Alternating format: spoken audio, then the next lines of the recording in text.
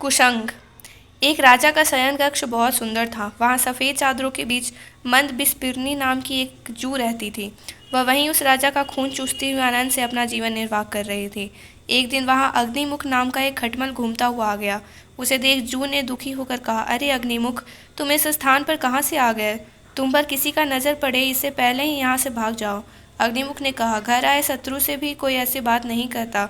देखो, मैंने ऐसे तो अनेक व्यक्तियों के लहू का स्वाद चखा चखा है, कड़वा, चरपरा, कसैला और खट्टा, हर प्रकार का, किंतु मैंने मीठे खून का स्वाद कभी नहीं चखा। यदि तुम्हारी कृपा हो तो इस राजा के शरीर में नाना प्रकार के भोजनों से बने मधुर रक्त का स्वाद भी चख लूँ। तुम्हारे घर में मुझ जैसे भूखे प्राणी को भी तृप्त होने का अवसर मिल जाएगा। मंद बिस्पिरनी ने कहा, देखो अग्निमुख, मैं तो राजा का खून तब पीती हूँ जब वह गहरी नींद सो जाता है, लेकिन तुम स्वभाव के चंचल हो। धीरज से काम लो, थोड़ी देर ठहर जाओ, फिर मेरे साथ ही खून पीना। खटमल बोला, अच्छा देवी, मैं ऐसा ही करूँगा। मैं अपने गुरु की सौगंध खाता हूँ, जब तक तुम राजा का खून पी नहीं लोगी तब तक मैं खून नहीं पीऊँगा। कुछ देर बाद राजा आया और पलंग पर सो गया। खटमल को बड़ी उत्सुकता थी। लालची तो वह था ही।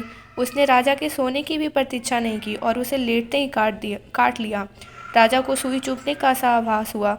वह फौरन उठ बैठा और सेवकों से बोला, पलंग की इस चादर में तो खटमल है या जू है?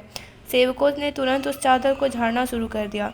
धूर्त खटमल तो तुरंत ही भागकर पलंग की दरार में छिप गया। मंद बिस्पिरनी बिस्तर की तहों में छिपी बैठी थी। सेवकों ने उसे देख लिया और तुरंत मसल डाला।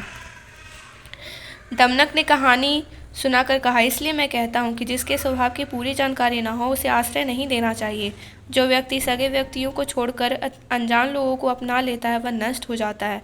राजा कुकुद्रुम के साथ यही तो हुआ था। पिंगलक ने पूछा, सो कैसे हुआ? दमनक कहने लगा,